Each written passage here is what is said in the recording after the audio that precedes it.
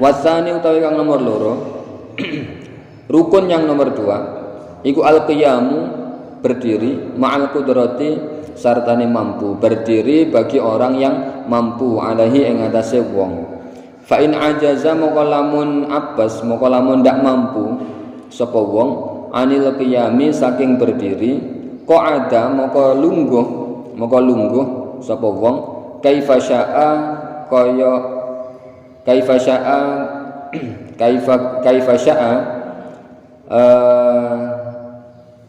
ya duduk yang sebisanya kaifa syaa kaya apa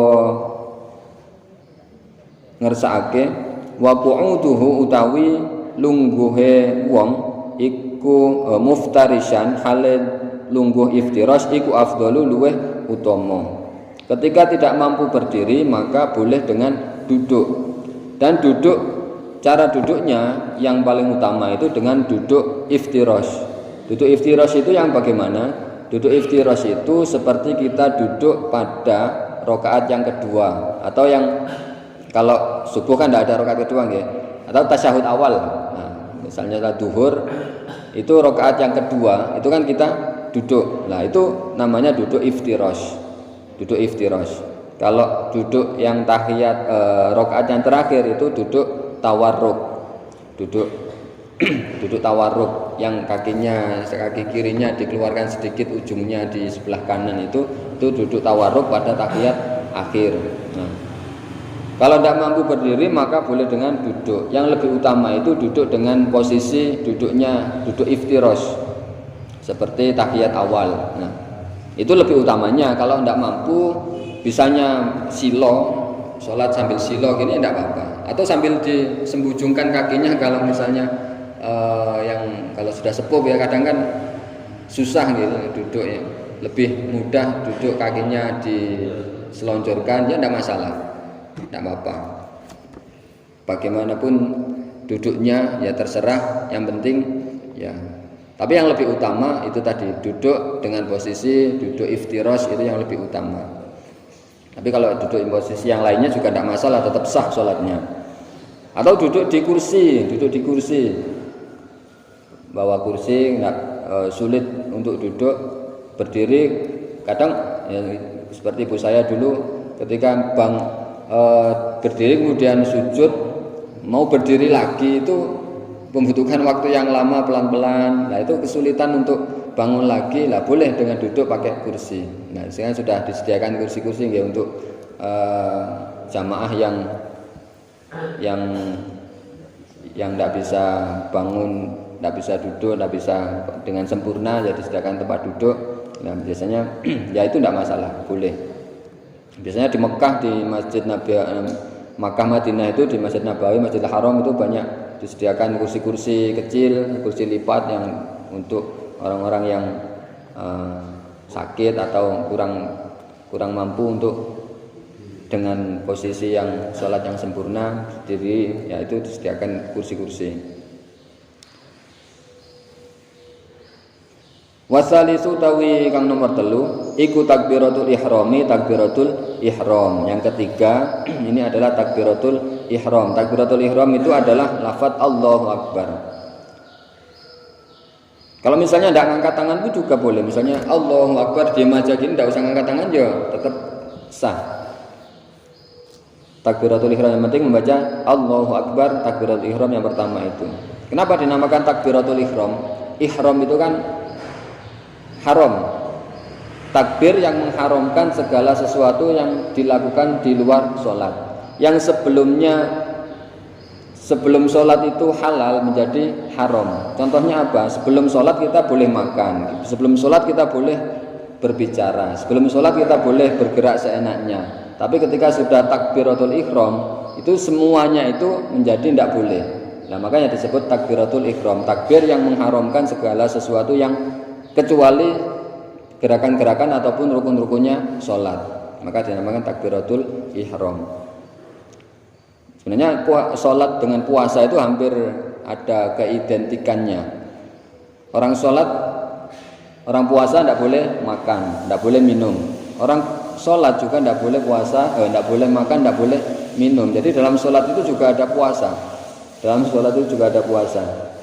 Tidak boleh makan, tidak boleh minum, dan tidak boleh berbicara selain bacaan-bacaan yang ada dalam sholat juga, malah lebih banyak puasanya orang sholat itu.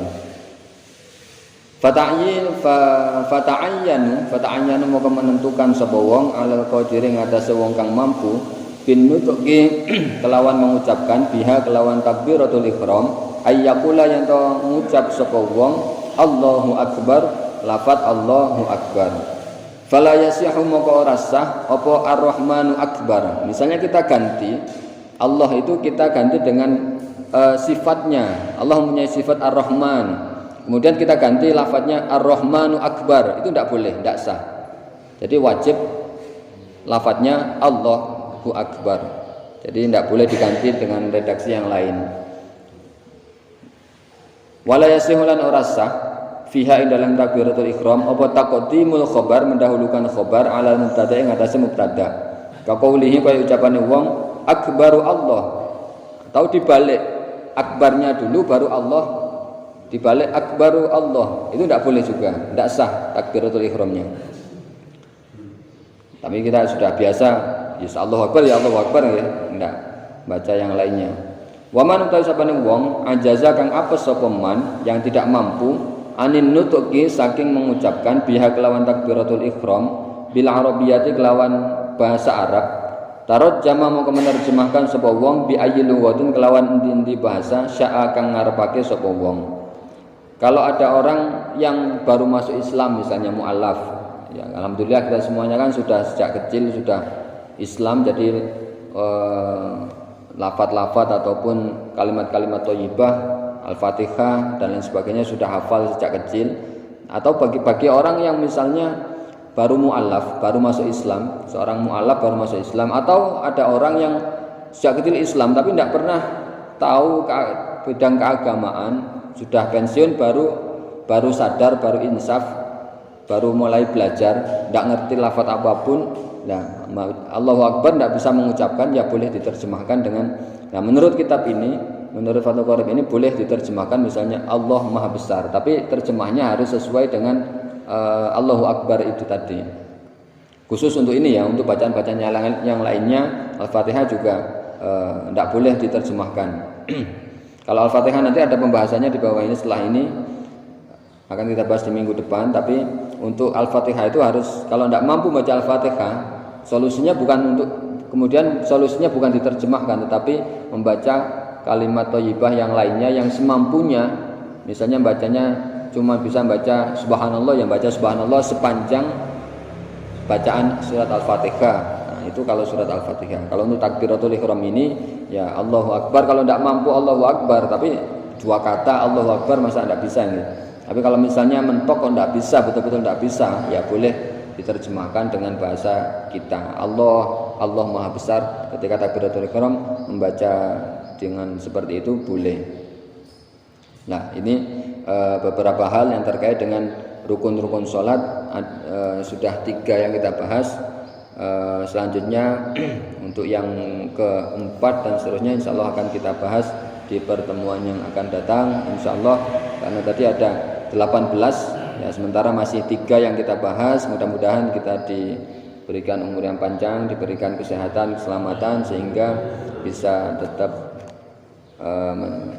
dimudahkan dalam mencari ilmu. Dalam hal ini, dalam majelis ilmu ini kita mempelajari rukun-rukun sholat dan segala hal yang terkait dengan sholat ya. Mudah-mudahan yang kita pelajari pada pagi hari ini bermanfaat. Kita akhiri dengan berdoa bersama-sama. Wallahu a'lam bishawab. Rabbi fa'fa'na bi barakatihim wahdinal husna bi hurmatihim wa amitna fi tariqatihim wa mu'afatihim minal fitani. Rabbi fa'fa'na bi barakatihim wahdinal husna bi hurmatihim wa amitna fi tariqatihim wa mu'afatihim minal fitani. Rabbi fa'fa'na bi barakatihim wahdinal husna bi hurmatihim wa amitna fi tariqatihim wa mu'afatihim minal fitani. Bismillahirrahmanirrahim. Allahumma inni astaudi'uka ma 'allamtanihi farudduhu ilayya 'inda hajati ilayhi wa la tunsinihi ya rabbal alamin. Walhamdulillahi rabbil alamin. Terima kasih, mohon maaf, mudah-mudahan bermanfaat. Mohon maaf atas segala kekurangan. Wassalamualaikum warahmatullahi wabarakatuh.